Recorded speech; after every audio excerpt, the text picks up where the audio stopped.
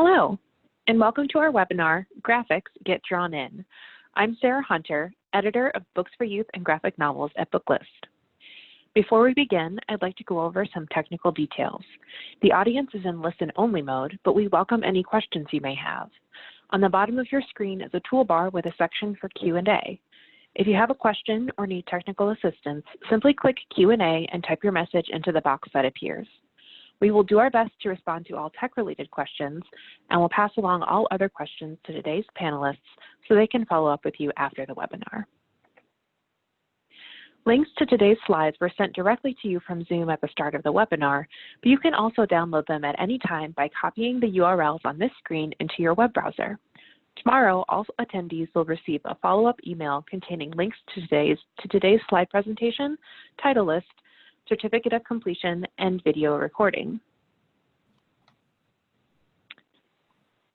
Today, we have the pleasure of hearing from Varian Johnson and Shannon Wright, creators of Twins; Pénélope Bagieu, the artist behind the graphic adaptation of Roald Dahl's The Witches; Alice Oisman, creator of Heartstopper; and Maria Scrivan, creator of Forget Me Nat. First, we'll hear from Varian Johnson and Shannon Wright. Varian is the author of several novels for children and young adults, including The Parker Inheritance, for which he won a Coretta Scott King Honor Award, The Great Green Heist, and To Catch a Cheat. His upcoming book, Twins, is his first graphic novel. Shannon is an illustrator and cartoonist whose work has appeared in The Guardian, Time, The New York Times, NPR, and Google. She is the illustrator of Twins, which is available on October 6th. Welcome, Varian and Shannon. The floor is yours. Thanks so much. Thank you all, everyone, for being here. As you can probably guess, Twins is about twins. I'm an identical twin, 5 minutes younger than my brother. And my brother and I were in all the same classes, and we did all the same activities until middle school, when we were then placed in separate classes. And this is kind of the genesis for Twins. I wanted to explore what happens when two people are so close together, when they're seen as the same person, and then what happens when one person wants to keep that dynamic and one person wants to break away. But Twins, while also inspired by my brother and I, were also inspired by my daughters. There's a picture of them here on the next slide. My daughters, next slide. My daughters, especially my oldest, she really, really loves graphic novels. And graphic novels are what turned her from being a reluctant reader into a voracious reader. But it's not quite the happy story that everyone wants to sell, because as much as she loves graphic novels, we really struggle to find novels where she can see herself on the page. We've come a really long way with graphic novels, with their availability, with their acceptance, yet we are very, very far behind when it comes to seeing people of color, especially African-American girls, portrayed as the main characters in those graphic novels. So that was, for me, kind of the impetus for starting the Twins. It started as a project for me, and then more widely became a project that I hope would be for all people, to celebrate all things within Black life, last life for me. Especially with my daughters, I think about their hair, I think about their skin tone, I think about their shape, their size, everything that makes them who they are. And as it came to trying to portray Black girls on the page, and working with Scholastic, we really wanted to have an illustrator, a collaborator, who really understood what it meant to be Black, what it meant to be a Black girl, to grow into a Black woman. And I'm happy to say I found that collaborator in Shannon Wright. So Shannon, I'm going to turn it over to you. Thanks, Varian. But yeah, so like Varian mentioned earlier, we partnered up with Twins, and we wanted to create something genuine, like something special. And it was as important as it was to not only have diversity on the page, we wanted to make sure that diversity was taking place behind the scenes. And so when it came to creating Maureen and Francine, it felt really natural to me, for instance, because I saw a lot of myself, and also like my cousins and my family members and my friends in them. And then for like Francine, for instance, I saw a lot of myself and whatnot. So that was, it was just really natural. So next slide. And so when initially like designing the girls, I wanted to make sure their individual personalities like really came through, despite them being identical twins, because at the end of the day, they are still their very own person and they're not interchangeable. They're very unique. Next slide. And so I took reference from my own life, but I also took reference from real life and a lot of Black girls and siblings and whatnot and stuff like that. Like I was on that research. I was on it. And so next slide. And so it didn't stop there. So Varian and I worked very closely with creating this cast because we wanted the world to feel very lived in and involved. And so we wanted to focus on their family and friends. So their community, such as Nikki, Tasha, Monique, Amber, Richard, and whatnot, they were all equally important to the story and reflect many children and just individuals who get left out of the narrative a lot. And like so many kids that don't get to be the stars or the protagonists of the stories. Next slide. So they were a lot like students like the ones pictured here. I know they're cuties. The ones pictured here from my first career day and like many more who reflect so many characters in this book. And I don't know, it's a really good feeling. And so, yeah, mirrors, windows, sliding doors. We're hoping that twins will be that for someone, whether they're a kid or an adult. And so next slide, and I'm just gonna go through this and breeze through it. But yeah, so illustrating, the book was very tedious. Like graphic novels are a lot of work, as a lot of people know, and on this panel can probably relate to.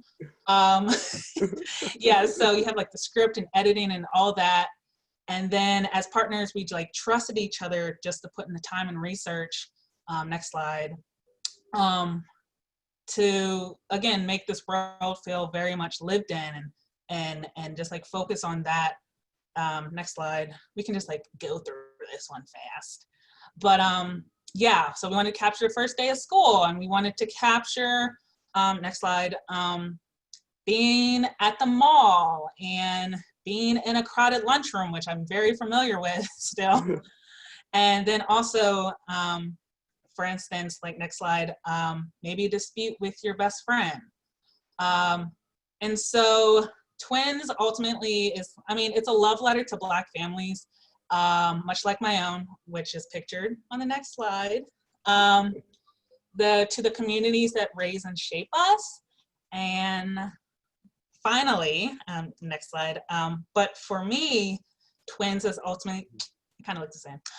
Twins is ultimately a love letter to this little girl who hasn't been able to stop drawing or put down her drawing pencil since she was a little girl, and a little girl who devoured books, but could also see that she wasn't the star in any of them. And in creating Twins, I realized I had a tool, and I wanted to share that, and I wanted to change that. So thank you. We smile the same.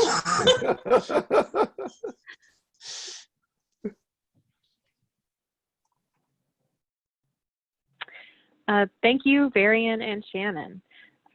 Next up, we have Alice Oisman. Alice Oisman is the author of YA Contemporaries Solitaire, Radio Silence, and I Was Born for This. Volume 1 of Heartstopper is available now, and Volume 2 will be available November 10th. Thank you for joining us today, Alice. Hi, thank you so much. Hi, I'm Alice Oseman. I am the creator of Heartstopper, which is an LGBTQ+ young adult graphic novel series. So I'll start by telling you a little bit about the story. So we've got Nick and Charlie, who are two boys who attend an all-boys grammar school in England. And they're very different. Charlie is openly gay. He is very he's got low self-esteem, he's very anxious, and he's a bit of an introvert. And then you've got Nick, who is a very kind-hearted, soft-hearted rugby player. And these two boys, they meet on the first day of term, they're in the same class, and they very quickly develop a friendship. But soon Charlie starts to fall for Nick, and he doesn't think he has any chance with Nick, but then Nick starts to question his feelings too. So that's the premise. I don't want to spoil anything. And I've just got a few pages from the first volume here to show you. So the origin story of Heartstopper is quite an interesting one. Heartstopper has a very unusual kind of journey to publication. And so Heartstopper, Nick and Charlie started off as characters in my very first young adult novel, Solitaire. They were side characters in that story. But we don't really learn much about them and their relationship in that book. So I wanted to tell their story somehow, and I soon decided to start a webcomic because I love drawing as well as writing. And it'd always been my dream to start a webcomic because I just love webcomics. So in 2016, I launched Heartstopper online. I was posting twice monthly updates on Tumblr and Tapas, which is a comics website. And soon that went up to 3 updates a month, and it's still going. So after a couple of years, it built up its audience. Its audience has gotten really big, which has been amazing. So in 2018, I decided to self-publish the first volume of Heartstopper because I didn't think that there was any chance Heartstopper could get published traditionally. I even asked my agent, because I've written young adult fiction, but even she said, you know, there's not really any market right now for young adult graphic novels. But so I decided to self-publish. I did a Kickstarter, and that took up many months of my life. But soon after that, I was very, very lucky that a publisher expressed interest in the UK and wanted to publish Heartstopper traditionally. So, and now we're here. So if we go to the next slide, I've got a few more pictures to show you. So the Heartstopper series will be 5 books in total. The first volume kind of explores Nick and Charlie's kind of getting together story, how they meet, how they fall for each other. And then volume 2, which is coming out in the US in November, will be exploring, you know, now that things have happened between Nick and Charlie, but you know, we don't know how the relationship is going to develop from there. And also, volume 1 is very, very focused on Nick and Charlie as characters and their individual journeys. But there's going to be 5 volumes. So I've introduced lots of side characters among the whole LGBTQ plus spectrum, including all of these wonderful kids that you see here. And I don't know if I've got anything else to talk to you about. Just that I'm very excited for there to be more volumes of Heartstopper out. As I said, volume 2 is out in November. Volume 3 will be out next year in the US, I believe. It's already out here in the UK. And yeah, thank you very much for listening. I really hope you enjoy Heartstopper if you decide to check it out. And yeah, thanks.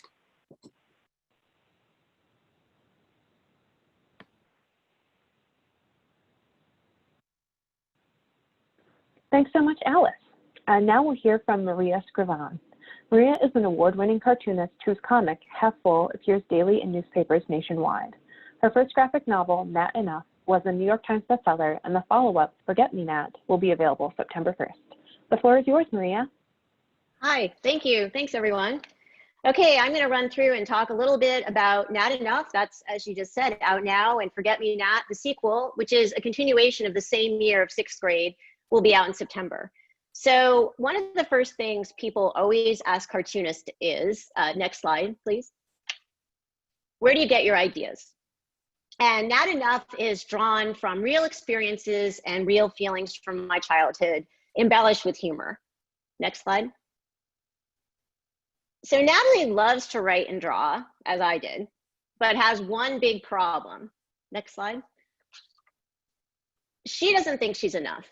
Natalie doesn't think she's athletic enough or talented enough. Next slide. Or cool enough for her best friend, Lily, who dumps her on the first day of school to hang out with someone more popular. And this really was one of the worst things, worse than worm sandwiches or chicken pox or homework or anything else. Next slide. Just like Natalie, I was dumped by my best friend and bullied by her. Next slide. And the kid that used to bark at me every day when I waited for my mom to pick me up. But Natalie and I had an even worse bully than that. Next slide. Ourselves.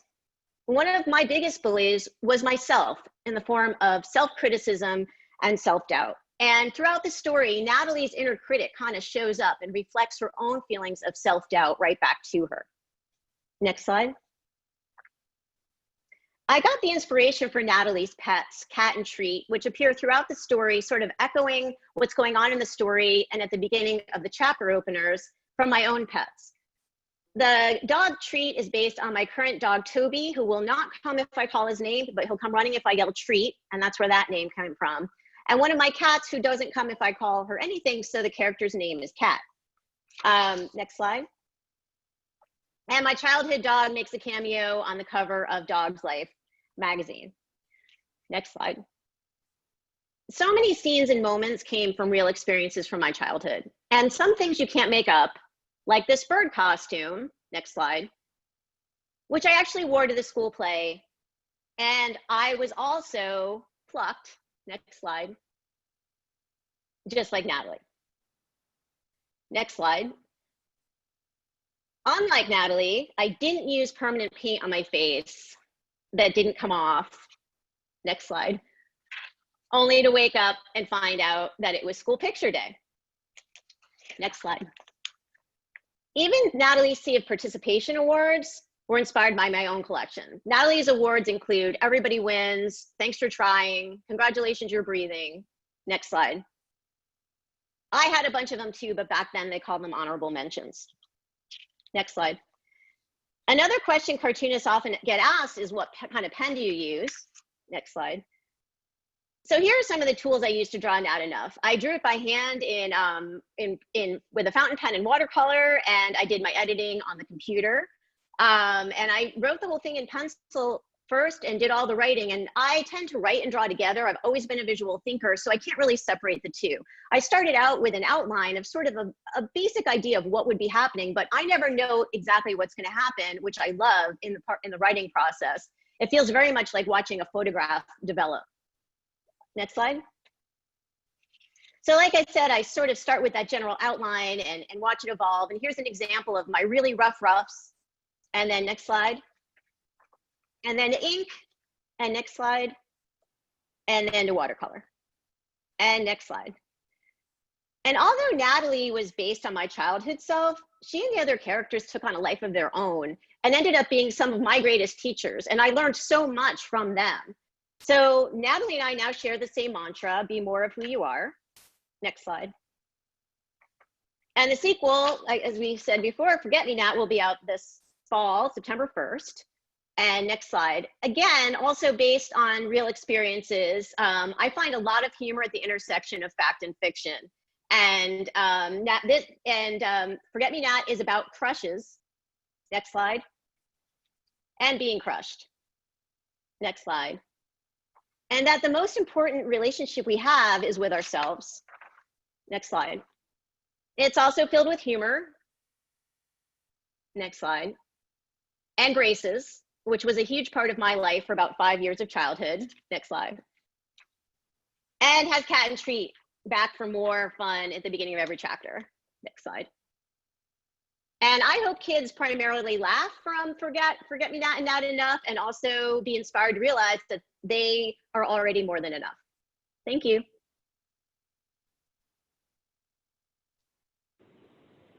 Thank you, Maria. Next, we'll hear from Pénélope Bagieu.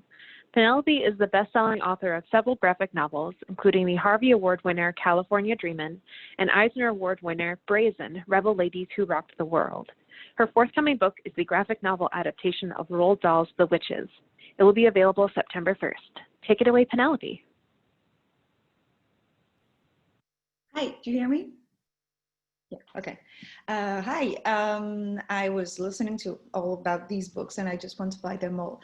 I'm here to talk to you about the graphic novel adaptation of Roald Dahl's The Witches, which is my absolute favorite childhood book and probably my absolute favorite childhood author, which I think it's the book that really made me love reading because I didn't thought I liked books before that, but then I started reading this one and I thought, okay, I can be totally moved by a story and I can't put it down and I'm so into it. And it also helped a lot, making me want to tell stories and become an author. So I owe this book a lot, and I was lucky enough to be offered to adapt it as a graphic novel. So for those of you who are not familiar with the story of The Witches, the hero is an 8-year-old boy who happens to be an orphan within the first 2 pages of the book, so no spoiler here. Both his parents die in a car accident, and as if it wasn't enough, his first summer holiday without his parents, he happens to be in a hotel, a big hotel on the English coast, that is also hosting the gathering of a group of mysterious women who happen to be witches. It's the gathering, the annual gathering of all the witches of England. And these witches, they don't look like your average, regular fairy tales witches. They don't have pointy hats. They don't have crooked noses. They don't have warts. They look just like any woman. They look perfectly normal. They look like any woman. They dress like any woman. They have normal jobs. They could be your school teacher or the very nice lady at the ice cream parlor. So the boy overhears their gathering and he understands that they have a terrible plan, which is to destroy all the children in the world, to wipe out all the kids, starting with the English kids. So these women look like any woman, and he knows now for a fact they're going to try and destroy all the kids. So how can he spot them? And more important, how can he stop them? Because he's the only one who can do that. But he has the help of his grandmother, who is an 80-year-old outcast, purple-haired, cigar-smoking, cursing, adorable woman who totally applies for the job of the classical witch, the ones that we used to burn back then. That's exactly what he tells her, he says, because she explains to him what the actual witch hunt used to be. And his first reaction is, oh, grandma, they would have burned you for sure, because you're so smart and clever, and you live on your own, and you don't give a damn about anything. So he has with him this grandma who happens to be luckily a witch expert, and she knows how to spot a witch. So she's going to be very helpful. And he will also be helped by an 8-year-old girl who is witty and smart and kind-hearted and super funny, and who was not in the original book, but that I added because I remember being an 8-year-old girl reading this book and thinking, I wish I could identify more with that character of this boy. If only he could be a girl. So I added a girl because I was allowed to do this. Not that it was easy, but I was allowed to do this. So this little team is going to try and stop them, and they're going to have crazy adventures, and it's very hectic. And that's what I really liked about this book. It's so action-packed and at the same time super funny. But I think what I liked most about the book and about Roald Dahl in general is that it felt like I wasn't taken for a kid. I like the fact that in his books that are mostly dark and funny at the same time, the main idea was that I was told that in real life, sometimes things go wrong, like they go really wrong. And sometimes grown-ups have no idea what they're doing or what they're talking about. But as a child, I can trust my instinct. And I can be sure that, for instance, my parents love me more than anything, and they will love me no matter what and no matter what I look like, which kind of is a spoiler to the rest of the book. But I like the idea that, yeah, an 8-year-old can totally stop a plan like this one. And that's why when I was offered to adapt the book, it was very easy for me, because I remember a very vivid memory of all the feelings I had when I was reading this.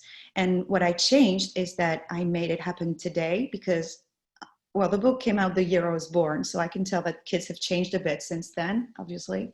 And I wanted the grandma to be my grandmother that I loved so dearly, because she had this little twist. She was exactly like that grandmother in the sense that she looked a bit odd and sounded a bit odd, but I knew that as long as she was around, nothing could happen to me. And she was so comforting and funny and crazy. And that's really what I wanted to have. I wanted a strong female character of a woman like that, that is a little bit of an outcast, and also a strong young girl character. So that's what I added mostly. And also, well, references to different things that were important to me. But it was so much fun adapting this book, and it came out in France 6 months ago. And I'm very, very excited that it's now in English, honestly. So yeah, that's it pretty much. Thank you so much, Pénélope. And now, Derek Ivie, the Youth Services Coordinator at the Suffolk Cooperative Library System, will now join us to lead a Q&A with today's panelists. Toward the end of the webinar, Derek will take some questions from the audience, so if you have any that you'd like to ask, feel free to enter them in the Q&A box, which you can open by clicking the Q&A icon in the toolbar at the bottom of your screen. If you don't get an answer today, never fear. All questions will be passed on to today's presenters via email. The floor is yours, Derek. Hey, thank you so much. And thank you so much, everyone, for being here today. And I'm so excited to be able to talk to these amazing authors and illustrators. I thought I would start off with a question for everyone. The question is that in all 4 of the graphic novels, there's a central relationship at play. So I want to know what made you want to write or depict this relationship, and how did you go about doing it so authentically? And I thought we'd go in the order that we went in today already. So Varian, I will shoot it over to you. Sure. Well, the book's about twins, so that's part of it. I think when I was growing up, I would get really interesting questions about what it meant to be a twin, what it felt like to be a twin, and I wanted to kind of depict that in a book. I think twins are no different than many other siblings. Although they are very close, I'm still very close to my own brother. But there are differences there, I think, and Shannon can speak on this because I know she did it so well. When I think of my brother, I feel like we're vastly different. If someone just met us for the first time, we would think they would probably think we're very similar in temperament, in style, in thoughts. But between us, I see these huge differences between us. And I think for sure, Fran, the twin who wants to pull apart in twins, sees that as well. She wants more of that distinction there to be seen as her own unique individual. But what do you have to add to that, Shannon? In terms of just like making everything feel genuine and stuff, I mean, This is a story about having siblings, and I have 2 siblings of my own. I'm the only girl in my family. I'm the middle child, and I have an older brother and I have a little brother, and we couldn't be any more like different.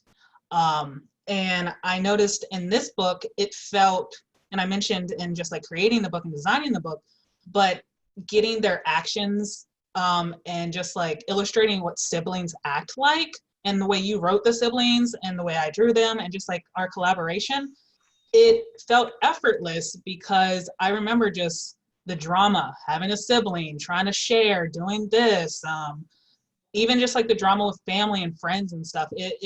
It just came naturally because it's just like, I remember going through middle school and everything was changing all of a sudden. I had no idea. I was just mad all the time because I was old enough to do stuff, but still young enough where I couldn't do anything. So I was like, I'm 11. I don't know what to do.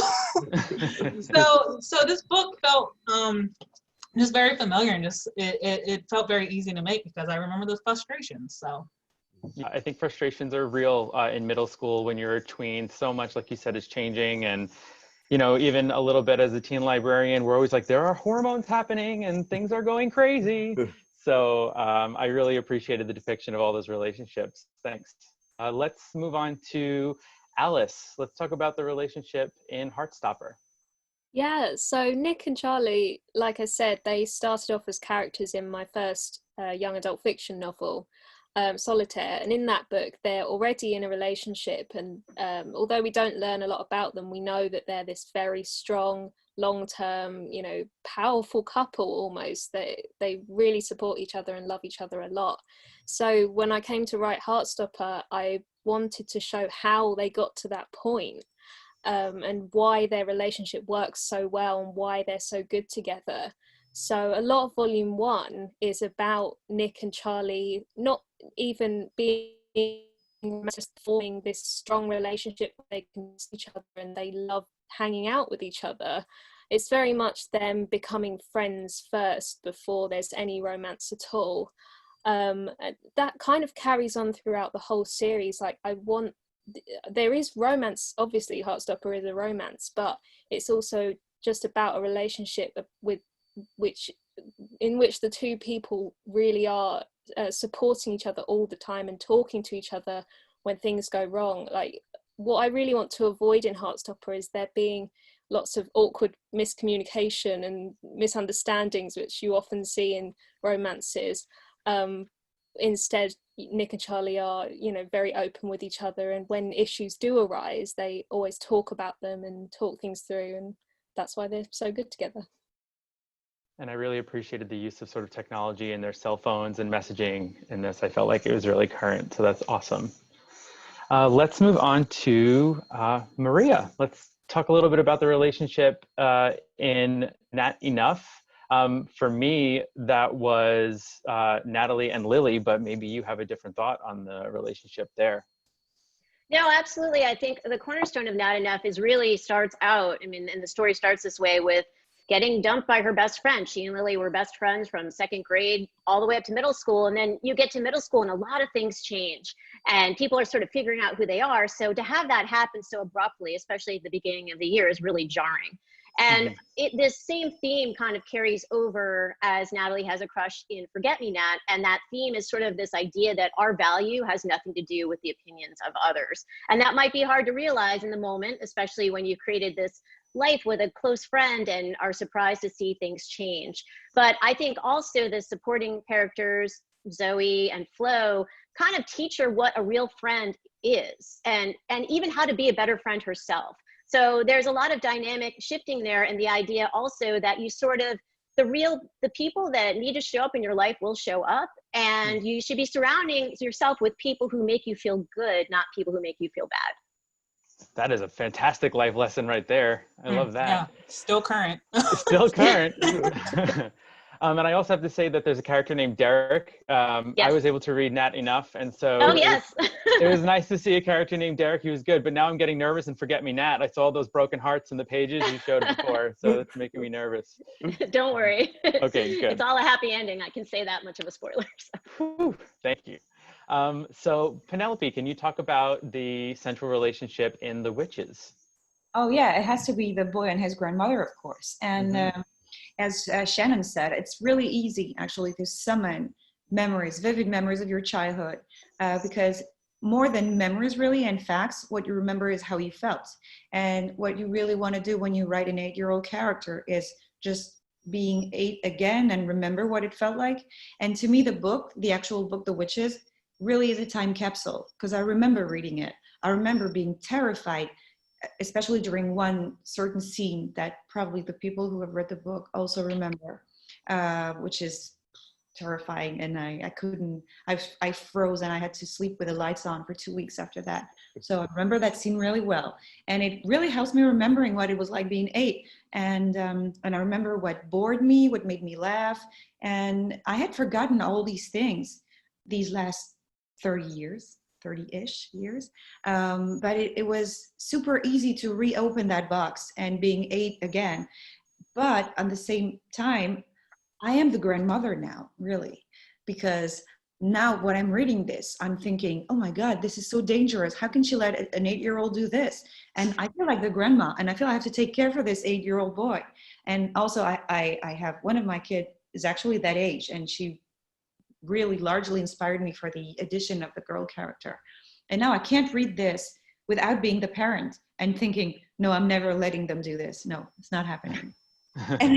But at the same time, I think, yeah, but remember being 8, you would have done this. It wouldn't have scared you that much. So it was like this conversation between 8-year-old me and almost 40-year-old me.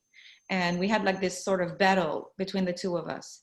And I was the boy and I was the grandma all along, which is why I love them both so much, because really they're both me. So it was really easy.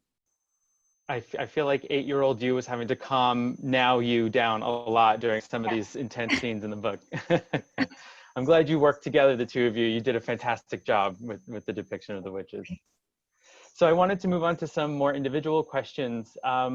Varian, I wanted to chat a little bit with you about some of the themes that are in this book. So there are fantastic scenes that cover important themes like growing up, self-identity, diversity, and family. One scene that stood out to me was when Maureen and her friends are at the mall and they experience microaggression while in a store. Why was it important for you to include this scene in the story of Twins? You know, that scene is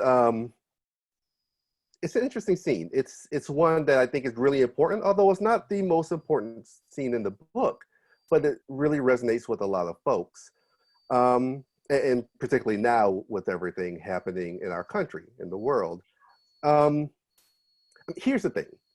The book is all about Black love, Black joy, Black acceptance.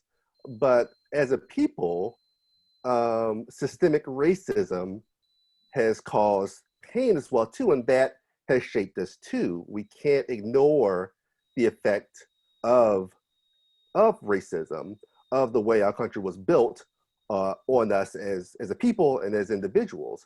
So I felt really strongly that that scene needed to be there. I didn't want to dwell on it, but it is something that almost every Black person, every person of color it will happen to them. There will be, there's a long list of microaggressions. We could have filled the book with microaggressions.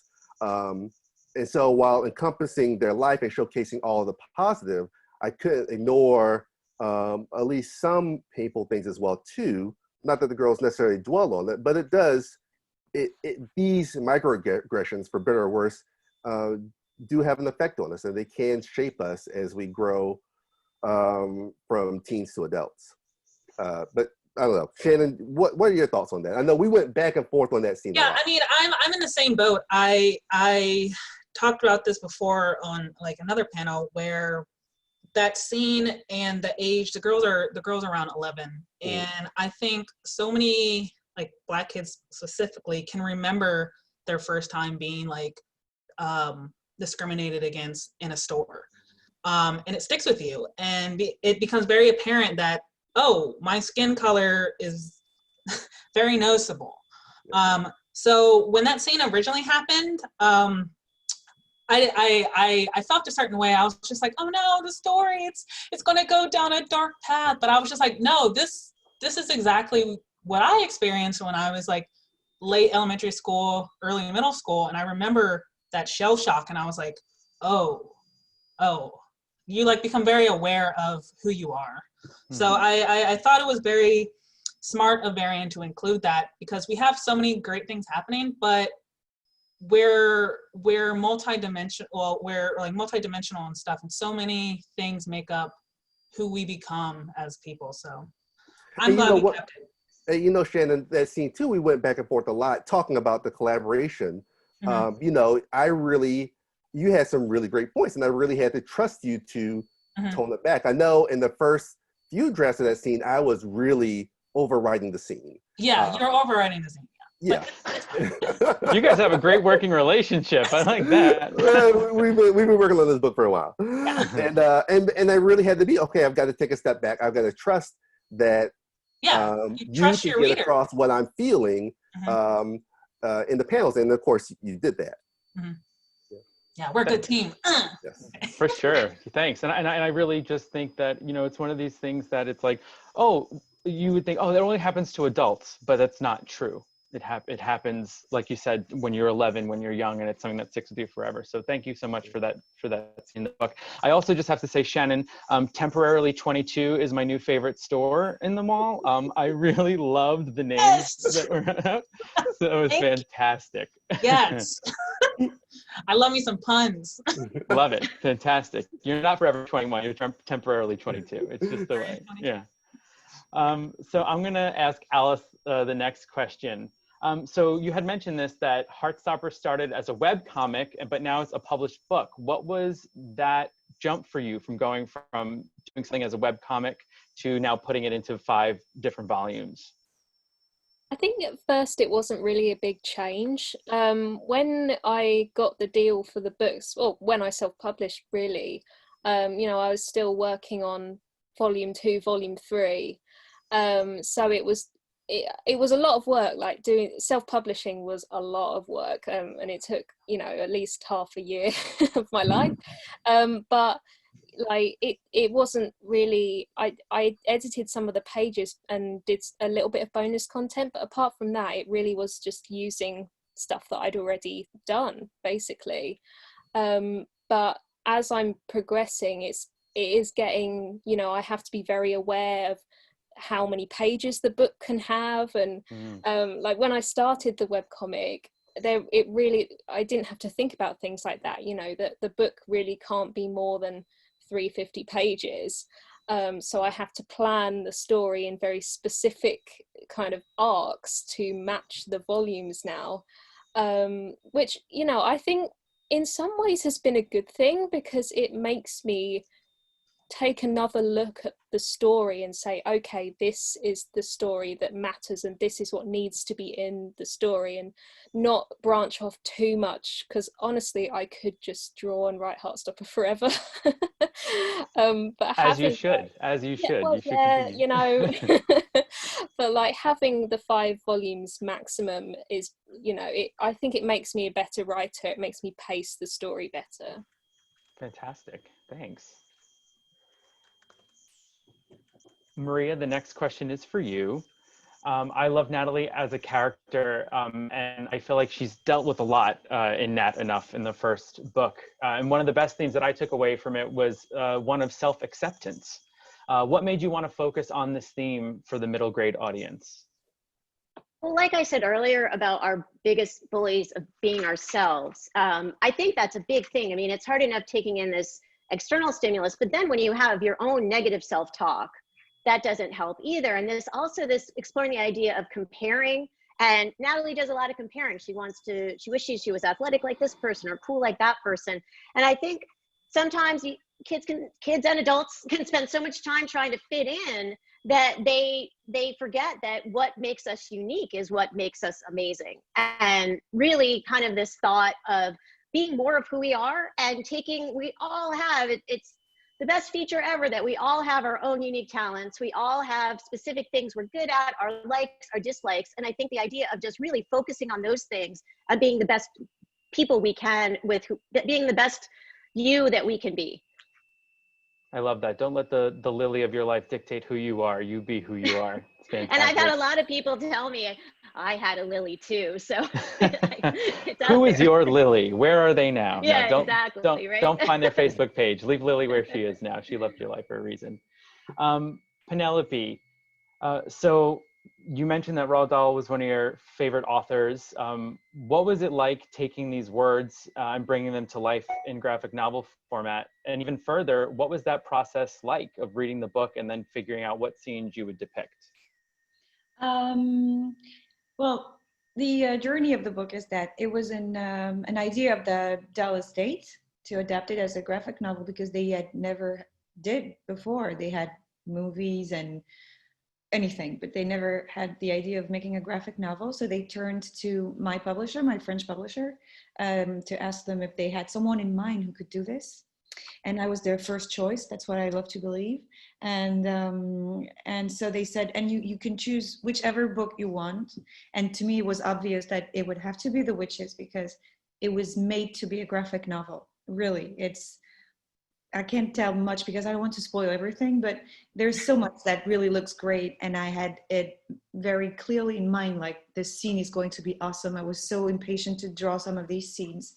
But also it was really intimidating because, well, not just the words of Roald Dahl, but also the illustrations of Quentin Blake, which I grew up with. And I thought, how can you even dare thinking that you can like replace Quentin Blake, but that's not how it worked, because the story was really different the minute I started writing it, because it would be my version of it, my story with my grandmother, my kids, my hotel, everything.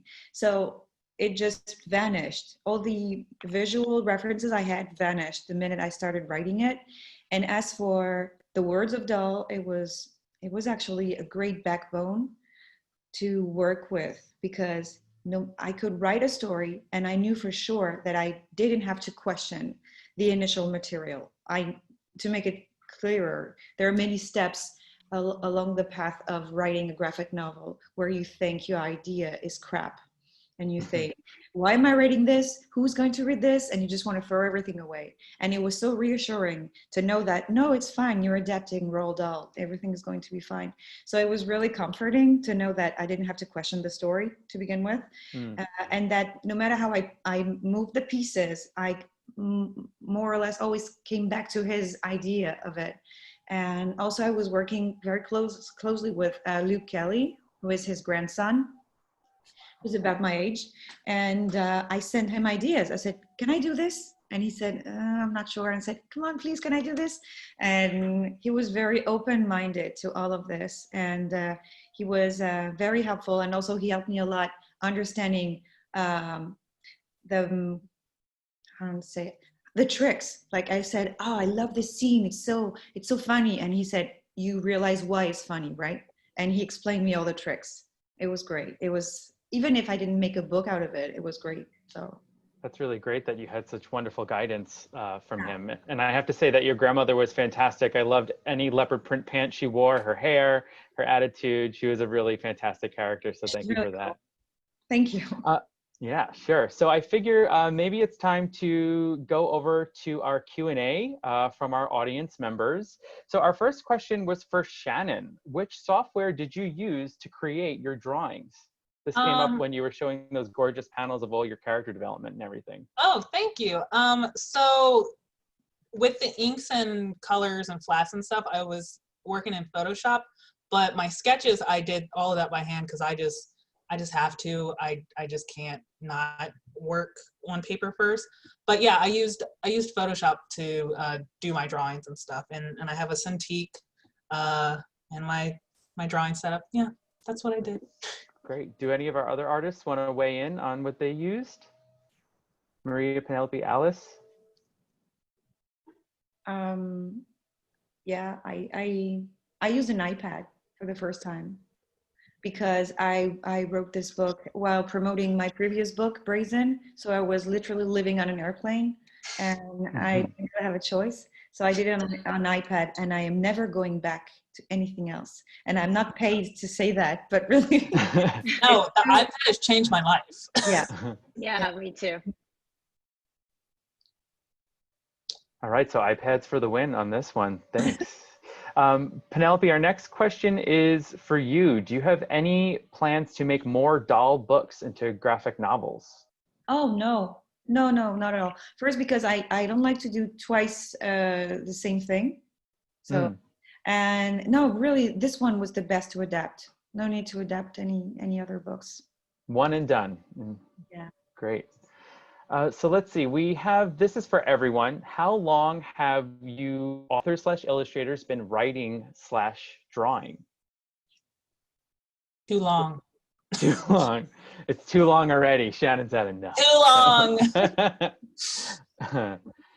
Varian, how about you? When do you first remember writing? Oh, I was in elementary school when I knew I wanted to be an author. I remember very distinctly by 5th or 6th grade, I knew I wanted to be a writer. I was very much inspired by Walter D. Myers and Virginia Hamilton, specifically Walter D. Myers.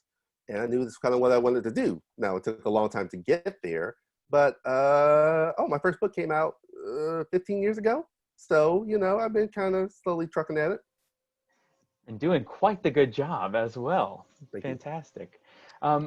Maria, you mentioned as a young one, you have your sketchbook with you. So it started for you when you were young as well? Yes, and actually there's a scene in the book where Natalie enters a book contest. And that scene was taken from my own life. And actually what inspired that was a crazy little side story. I was working on the first draft of the book about my life in 6th grade. And I was in a yoga class and they went through this visualization of teachers of different years. They got to 6th grade and I couldn't remember my teacher's name, total blank. That same day I had this thought, go work at the beach. I used to work outside when I used to leave the house. I used to go down to the beach and work overlooking the ocean.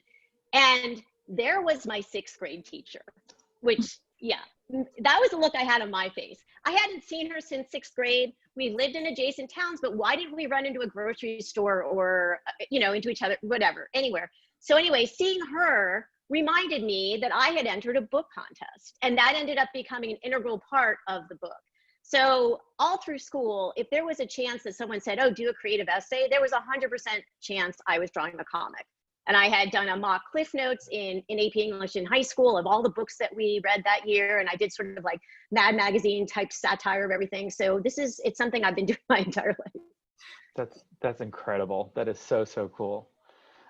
Alice, how about you? When did your love for storytelling arise? It must have been when I was really little. Like, I've been writing stories since I was a child. I think one of the first stories that I wrote was basically an exact copy of the Digimon movie, but starring me. Alice, we just became best friends. Good. But it's the same with drawing as well. Like, I was drawing all the time. I draw characters and my own characters. And then that sort of evolved into comics as I got older. And then when I was at school, that's when I wrote my first young adult novel, Solitaire, which came out when I was 19. Wow. So yeah, kind of my whole life. So thank you, Digimon, for this gift. And also, I feel like we need to somehow, if there's ever a way for us to see this Digimon movie, this retelling of it, I'm here for the Digi-evolutions, for sure. Oh, embarrassing. That's fantastic. How about you, Penelope? When did your journey begin? Not with Digimon, because I'm really older than this. And how old are you guys? I started drawing like most of the people today, I think, when I was 3 or 4, when I was able to hold a pencil. But what usually happens is that you quit drawing around the age of 10, 11. Some kids stop drawing and some just keep on drawing. And that's when you know there's something going on, and it becomes your own company and your comfort and your everything, and also your only way to be cool somehow. That's what happened for me. I was the girl who was drawing, so that's all I had. And then I started more or less making a living out of it, probably 15 years ago. But I always knew that's what I wanted to do. So yeah, that's but we go way back. So, you know, I've heard this quote, and I don't know if it's true or not, but I heard a quote supposedly from Linda Barry saying that people stop drawing when someone tells them that their drawing isn't good. And at some point, that's when the self-doubt starts to get in and you realize, oh, I'm not good, and you stop, as opposed to thinking you just need to keep working at it. So I don't know if that's true or not, but it feels like I know it happened with me. It's either that or like the enjoyment of drawing stops. Because I remember in high school, I had a teacher that, I don't know, kind of sucked the enjoyment out of drawing because she was very like, only draw this, nothing else. And I was like, well, now I'm not having fun anymore. And it kind of, I don't know, it kind of takes some of that joy away. But yeah. Those outside voices. Yeah, and that's what's key, right? Is that those outside voices can come in and give you that critique and make you feel like you're not good enough. But it's when you can kind of come back to it and realize, well, you know what? I was about to say some expletives. I apologize. But it's when you continue your journey. So thank you for that, Varian. Thank you guys. It's awesome. So our next question is just quite simply, why graphic novels? No, it goes on. They say, so why graphic novels? What it is about the medium that helps you best tell your story? Let me start first with that, because I have a unique experience with it because I am primarily a prose novelist. Sure. But I felt this was an opportunity. Yeah, it could have been a prose novel, but we come a really long way with diversity and inclusion again, and I've been really pleased with seeing more people of color in books, showcased on covers, but again, showing it in true graphic novel format with pages and pages of beautiful brown faces. That's something that we just don't have enough of. And again, the ability to have a book that features Black characters that's also created by Black characters, that is a rare thing. So it just felt like a good opportunity for all those things to come together, and hopefully we'll see more and more and more Black creators, women of color creators coming out with their own books too, publishers and libraries supporting those books. Yes, for diversity and inclusion and all that goodness. So yes, yes, yes. Yes. Shannon, how about you? Do you have anything to weigh in on why graphic novels? Why graphic novels? Yeah. Graphic novels are amazing. They're just so juicy, and as my mom simply put it, these are pictures within pictures. Yeah, she was like blown away. She was like, this is more than just a book. This is pictures and upon pictures. And I was like, yeah, Mom, it is. I don't know. Graphic novels like really allow a lot of sorry, it is like storming here. It's just like downpouring and lightning everywhere. It just started. But yeah, so yeah, graphic novels allow you to just like communicate visually in a very different way that sometimes might not be able to come across just in a prose novel or just in just plain text. Like you can do so many fantastic things with comics, and it's amazing. Agreed. Alice, care to weigh in on why graphic novels? Yeah, like I obviously I'm also a prose novelist, and that's kind of how I started out. But what I mean, obviously I love comics and graphic novels, like we all do, and I always have. But what I love particularly about comics is getting to show emotions without dialogue and without any words. That is one of my personal favorite things to draw, and that's something that you really just can't do in a prose novel, because prose novels are words. So yeah, like for me that's just so much fun, and I love writing stories about relationships and characters and people rather than big adventure plots. So getting to show all those emotions and stories through pictures is just really fun. Yeah, absolutely. And Penelope, how about for you? Why graphic novels? As a reader, because I am a big reader of graphic novels, I like the fact that they can be about anything, and they don't specifically address one issue, or they don't talk to just one category of people. You can just happen to read about anything, and sometimes topics that you can't really address in prose or in movies. And like you guys have said, there's so much more than just art and text. It gives a third thing that is way bigger. And as a writer, what I like about it is control, because you're God, you know, you are in charge of everything. You are the director, you're all the actors, you are the set designer, you get to control everything, and you're totally manipulating a reader. And I could do that with movies, but I would have to be 100 people. And I love the fact that I'm in charge of everything. And this is really the way everything is exactly like I have in my mind. And that's the beauty of it. And Maria? Well, everybody said so many things that I was going to say, but to add to all of that, there's a level of depth. And I think for myself, I go back and read graphic novels over and over, and you see something new each time. And I know that a lot of kids love to reread graphic novels for the same reason. And I think we're also right now more than ever, we're such a visual, society. I mean, you can barely write a text without adding an emoji. Like there's always some sort of visual representation of a feeling. So it's kind of a perfect time for graphic novels as well. So true. I love seeing a worn out graphic novel on the shelf of a library. It means someone poured through it. In the words of Penelope, you are all gods. So thank you so much for being here, Varian, Shannon, Penelope, Alice, and Maria. That ends our time together. And to all of our audience members, I hope that you will all get drawn into these 4 amazing titles. Have a wonderful day, folks. Thank you. Thanks, guys. Bye. Thank you, Derek. And thanks again to Varian, Shannon, Alice, Maria, Penelope, and all of you. This has been fantastic. I'm so happy that I got to listen in.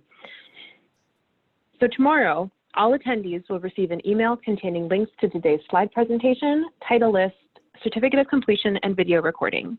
For more about Booklist webinars, be sure to visit www.booklistonline.com/webinars, where you can view archives of past webinars and register for upcoming ones. If you haven't already, be sure to check out the Booklist Reader, where Booklist contributors post daily about all things books and library land. Did you know that Booklist content is freely available to all until further notice? Start reading with our digital edition, a format that pairs the page-by-page reading experience of print with the convenience of online access at booklistonline.com. Interested in subscribing? Take advantage of the special webinar offer to get print, online, digital, and archive access to Booklist for only $99.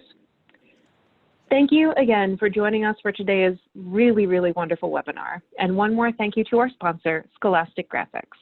This concludes today's webinar.